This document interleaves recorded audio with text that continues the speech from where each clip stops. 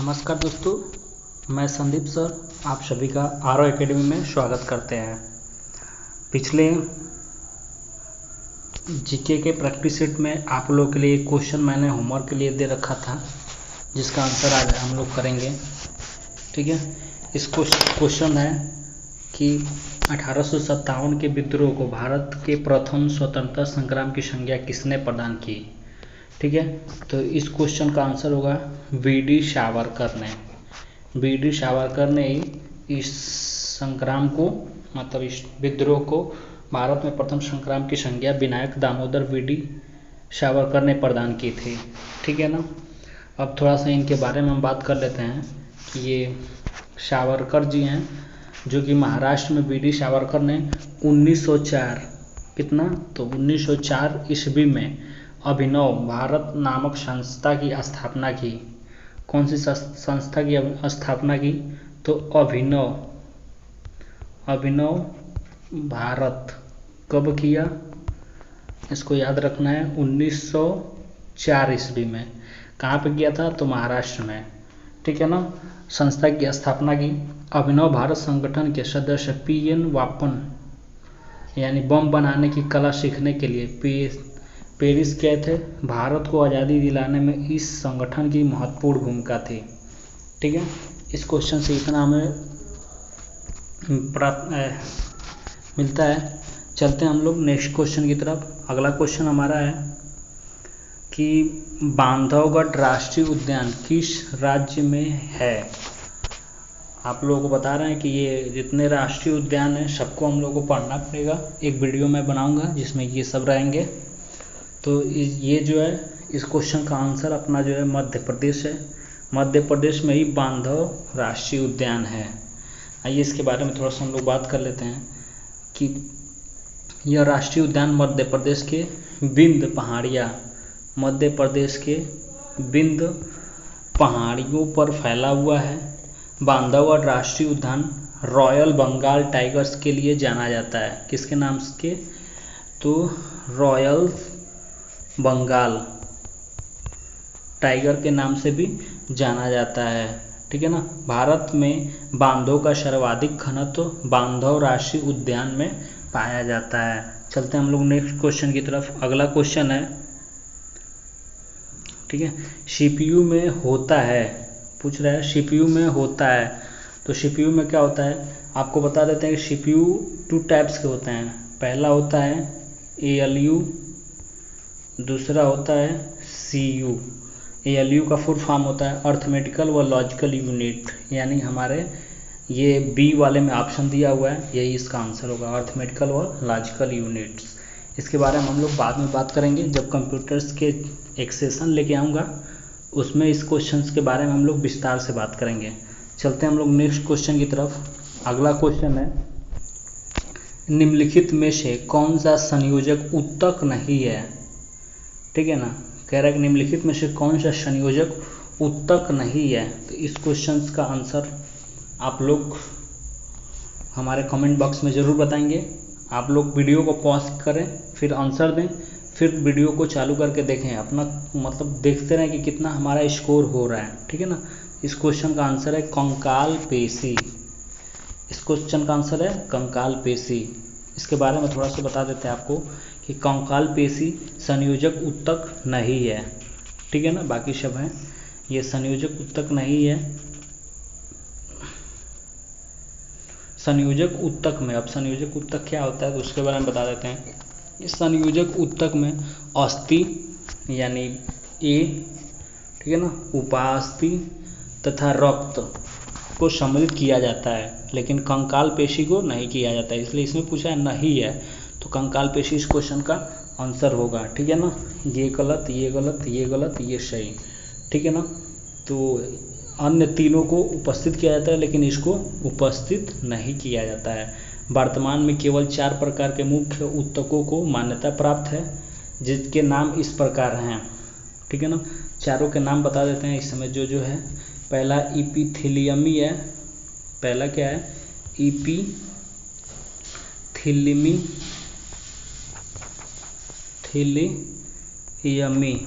ठीक है, ये पहला है आपका बात करते हैं दूसरे की, तो दूसरा है संयोजक। दूसरा क्या है? संयोजक। ठीक है। बात करते हैं तीसरे की, तो तीसरा पेशी है। तीसरा क्या है? पेशी। ठीक है। और चौथा आपका तंत्रिका उत्तक है। चौथा क्या है? तंत्रिका। ठीक है, उत्तक। ये आपका चारों हैं जिनको मुख्य उत्तकों के मान्यता प्राप्त है। ठीक है, आई होप आपको समझ में आ गया होगा। इस क्वेश्चन का आंसर है डी। ठीक है, चलते हैं हम लोग नेक्स्ट क्वेश्चन की तरफ। अगला क्वेश्चन आपके स्क्रीन पे है। आइए इस क्वेश्चन को हम लोग पढ़ते हैं। लिखा हुआ है, प्रत्येक गर्म वस्तु से डैश है का उत्सर्जन होता है।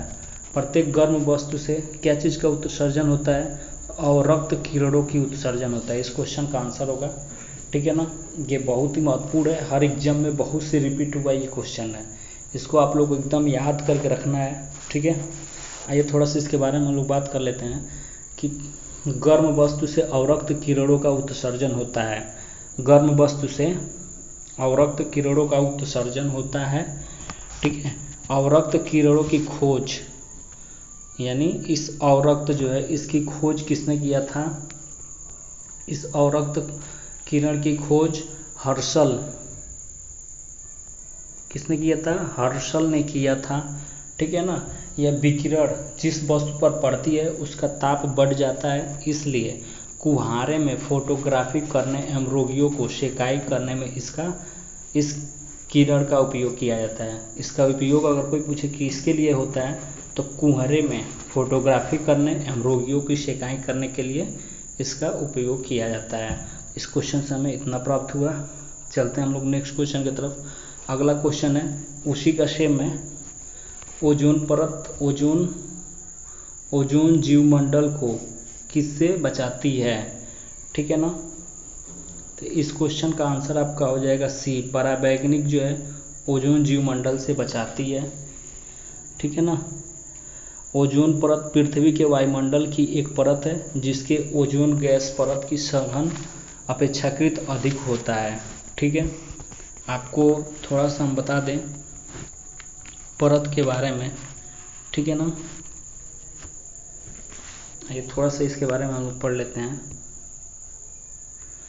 आपके जो है सबसे पहले होता है स्ट्रोफियर। ठीक है ना, ट्रोटोस्फियर। ठीक है ना, इसके जस्ट ऊपर क्या होता है? ओजोन परत होता है, ओजोन होता है। इसके जस्ट ऊपर स्ट्रेटोस्फियर होता है, स्ट्रेटोस्फियर होता है। ठीक है ना, ये हमारे इस तरह से हमारे सारे ओजोन परत हैं, जिसकी अगर आपको 0 से 10, 10 से 15, 15 से 25 ऐसे कि ये एक दूसरे के ऊपर पड़ते हैं। ठीक है ना, अब चलते हैं हम लोग नेक्स्ट क्वेश्चन की तरफ। इससे आपको इतना क्वेश्चन से मिलता है। अगला क्वेश्चन है, किसी गैस का आणविक द्रव्यमान होता है। ठीक है ना, किसी गैस का आणविक द्रव्यमान होता है, तो इस क्वेश्चन का आंसर आप लोग बताएंगे। ठीक है ना, तो इस क्वेश्चन का आंसर है ए, उसके वाष्प दाब से दुगुना। ठीक है ना, उसके वाष्प दाब से दुगुना होता है। ये क्यों होता है? तो रसायन विज्ञान का जनक यानी केमिस्ट्री के फादर ऑफ केमिस्ट्री के जनक जो हैं उनका नाम है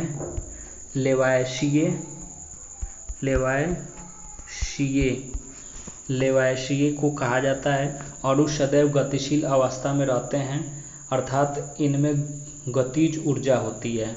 ठीक है ना, आई होप आपको समझ में आ गया होगा। इस क्वेश्चन का आंसर है ए, यानी उसके वाष्प दाब से दुगुना। ये किसने कहा था? तो रसायन विज्ञान के जनक लेवायशिये ने कहा था। ठीक है, चलते हैं हम लोग नेक्स्ट क्वेश्चन की तरफ। इस क्वेश्चन का आंसर आप लोग पढ़िए और कमेंट बॉक्स में ज़रूर बताएं। इस क्वेश्चन का आंसर है, हाल ही में प्रधानमंत्री द्वारा प्रारंभ स्टैंड अप इंडिया स्कीम की संबंध किससे है? ठीक है ना, तो इस क्वेश्चन का आंसर आपको हम बता देते हैं कि अनुसूचित जाति, अनुसूचित जनजाति व स्त्रियों में उद्गम को प्रोत्साहन से संबंधित है। किसका? तो स्टैंड अप इंडिया का है, ठीक है ना। इस क्वेश्चन का आंसर क्या होगा? ए होगा, ठीक है। आइए इसके बारे में थोड़ा सा हम लोग जान लेते हैं कि ये कब चालू होता है, क्या है। तो स्टैंड अप स्कीम केंद्र सरकार की योजना है जिसके अंतर्गत 10 लाख से 1 करोड़, कितना? तो 10 लाख से 1 करोड़ तक ऋण के लिए अनुसूचित जाति, अनुसूचित जनजाति और महिलाओं को उद्यमशीलता को प्रोत्साहन देने के लिए इस स्कीम को स्टार्ट किया गया है, ठीक है ना। अब इसको कब स्टार्ट किया गया था तो आपको बता देते हैं कि 5 अप्रैल 2016 को प्रधानमंत्री नरेंद्र मोदी के द्वारा इस योजना का शुभारंभ किया गया, ठीक है। तो आई होप आप सब समझ गए होंगे स्टैंड अप इंडिया स्कीम क्या है, ठीक है ना। इन सभी अनुसूचित जनजाति स्त्री इन सबको उद्यमियों को प्रोत्साहन देने के लिए 10 लाख से 1 करोड़ तक ऋण देने के लिए इस योजना को चालू किया गया है। 5 अप्रैल 2016 में प्रधानमंत्री नरेंद्र मोदी ने किए थे, ठीक है। चलते हैं हम लोग नेक्स्ट क्वेश्चन की तरफ, ठीक है। अगला क्वेश्चन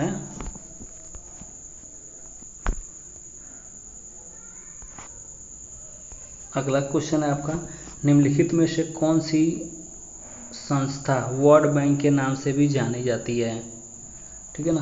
कह रहा है कि निम्नलिखित में से कौन सी संस्था वर्ल्ड बैंक के नाम से भी जानी जाती है।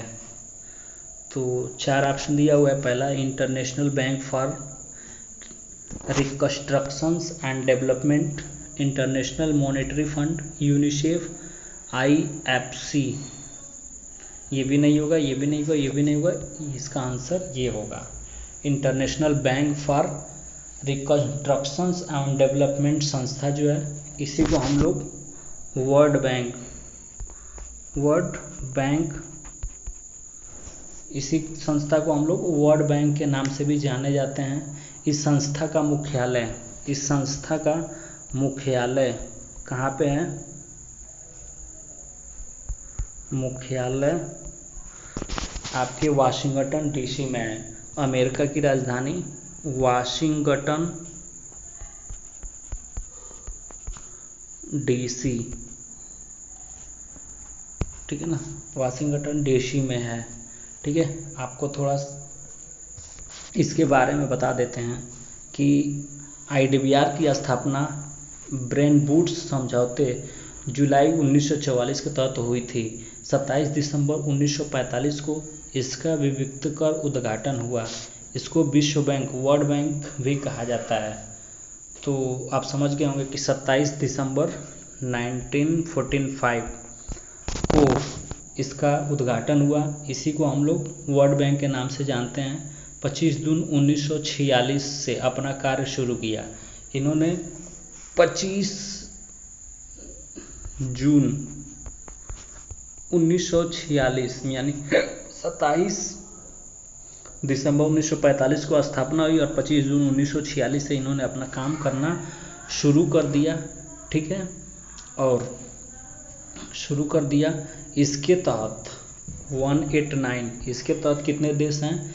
तो 189 सदस्य देश हैं, जिसमें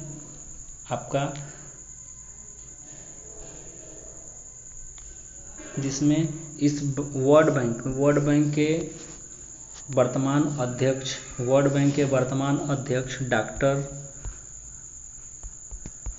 डॉक्टर जिम योंग किंग हैं।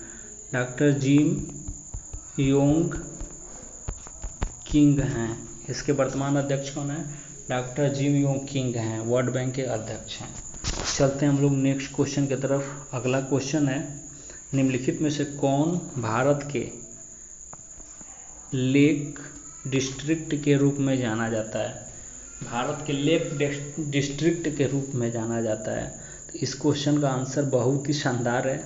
आप सभी लोगों ने शायद घूमने भी यहाँ पे गया होगा। इस क्वेश्चन का आंसर नैनीताल होगा।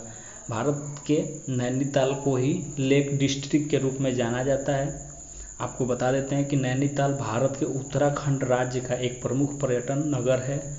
इसी जिले में उच्च न्यायालय भी स्थित है, यानी उत्तराखंड का उच्च न्यायालय नैनीताल में ही स्थित है। नैनीताल उत्तराखंड का एक जिला है, पर्यटन स्थल है। ठीक है, आई होप आप समझ गए होंगे। चलते हैं हम लोग नेक्स्ट क्वेश्चन की तरफ। अगला क्वेश्चन है आपका, निम्नलिखित में से करों का कौन सा समुच्चय केंद्रीय सरकार से संबंध है। ये आपका इकोनॉमी से क्वेश्चन आ गया है, किसका संबंध जो है केंद्रीय सरकार से संबंध है। इस क्वेश्चन का आंसर आपको बताना होगा। इसका हमें जानकारी भी रहना चाहिए कि आबकारी कर, सीमा शुल्क व आयकर, ये सभी शुल्क जो है केंद्रीय सरकार से संबंधित होता है। तो इस क्वेश्चन का आंसर होगा सी, ये। ठीक है ना, इस क्वेश्चन का आंसर क्या होगा, सी होगा। आइए इसके बारे में थोड़ा सा टैक्स के बारे में आपको हम बता देते हैं, जो कि इसको व्याख्या करेंगे तो बहुत लंबा हो जाएगा। ठीक है, फिर भी थोड़ा सा आपको जानकारी यहाँ पे दे देते हैं, बहुत ज़्यादा नहीं। आबकारी कर, सीमा शुल्क व आयकर समुच्चय केंद्रीय सरकार से संबंध है। केंद्रीय सरकार के कर टैक्स निम्न है, जैसे पहला क्या है, व्यक्तिगत टैक्स, दूसरा निगम कर, तीसरा उपहार कर, चौथा आष्टिक कर, पांचवा व्यय कर, छठवां संपत्ति कर, सातवां पूंजी लाभ कर, आठवां लाभांश कर, नौवां ब्याज कर और 10वां प्रतिभूमि व्यवहार कर। ये सब STT, ये सब क्या है, STT। ठीक है ना, आदि केंद्र सरकार के प्रत्यक्ष कर हैं तथा पहला सीमा शुल्क, दूसरा केंद्रीय उत्पाद शुल्क, तीसरा केंद्रीय बिक्री कर तथा चौथा सेवा कर 1994-95 से युक्त कर केंद्र सरकार के अप्रत्यक्ष कर है। ठीक है ना, जो बताएं वो सरकार के पक्ष में है, ये केंद्र सरकार के अप्रत्यक्ष में है। ठीक है ना, अब राज्य सरकार कौन कौन से अप्रत्यक्ष कर नहीं ले सकती है, तो उसकी हम लोग बात कर लेते हैं। व्यापार कर, बिक्री, दूसरा स्टम्प एवं पंजीयन शुल्क, तीसरा राज्य उत्पादन शुल्क, चौथा वाहन पर कर, पांचवा विज्ञापन पर कर, प्रवेश कर, शिक्षा कर, भूमि राजस्व, कृषि, आय, रोजगार पर, पथकर इत्यादि पर राज्य सरकार के प्रत्यक्ष एवं अप्रत्यक्ष कर है। ठीक है ना, तो ये सब हम लोग जब वो इकोनॉमी चैप्टर पढ़ रहे होंगे तब इसके बारे में हम लोग को अच्छे से समझ में आएगी। यहाँ पे कुछ समझ में नहीं आ रहा होगा आपको, लेकिन फिर भी बता दिए जितना टैक्स जैसे बताएं वैसे आप लोग लिख लीजिएगा और एक दो बार पढ़ेंगे तो शायद समझ में आ जाए। ठीक है ना, चलते हैं हम लोग अगले क्वेश्चन की तरफ। अगला क्वेश्चन है, बर्तनों तथा कपड़ों पर बादामी धब्बे पानी में डैश है कि अत्यधिक मात्रा का संकेत है। इस क्वेश्चन का आंसर आप लोगों को कमेंट बॉक्स में पहले बताना है, फिर इस क्वेश्चन का मैं आंसर बता देता हूँ। इस क्वेश्चन का आंसर है मैग्नीज। मैग्नीज जो है बर्तनों तथा कपड़ों पर बादामी धब्बे पानी में अत्यधिक मात्रा के संकेत है। ठीक है ना, मैग्नीज एक रासायनिक तत्व है जो रासायनिक नजरिए के संक्रमण धातु समूह का सदस्य है। ठीक है ना, इसको मैग्नीज का खोज जो है, इस मैग्नीज एक केमिकल है जिसकी खोज 1774 ईस्वी में की गई थी। इसको हम लोग संकेत, रासायनिक संकेत इसका है Mn। ठीक है ना, इसकी खोज जो है कब की गई थी, तो 1774 ईस्वी में की गई थी। आई होप इस क्वेश्चन से आपको इतना जानकारी मिलती है, और इस वीडियो को आप लोग पॉज करेंगे। ठीक है, और देखेंगे, और देख के इस वीडियो का कमेंट करके हमें बताएंगे कि किसका आंसर कितना सही है। ठीक है ना, फिर आपको वीडियो को लाइक करना है, शेयर करना है, और अगर हमारे चैनल पे आप नए हैं तो चैनल को सब्सक्राइब करना ना भूलें। अगर सब्सक्राइब नहीं करेंगे तो हमारा जो भी वीडियो आएगा उसका नोटिफिकेशन आपको नहीं मिल पाएगी। इसलिए हमारा सबसे पहले नोटिफिकेशन पाने के लिए आपको हमारे चैनल को सब्सक्राइब करना है, और ज़्यादा से ज़्यादा हो सके तो अपने दोस्तों को इसको शेयर करें। ठीक है दोस्तों, धन्यवाद, जय हिंद।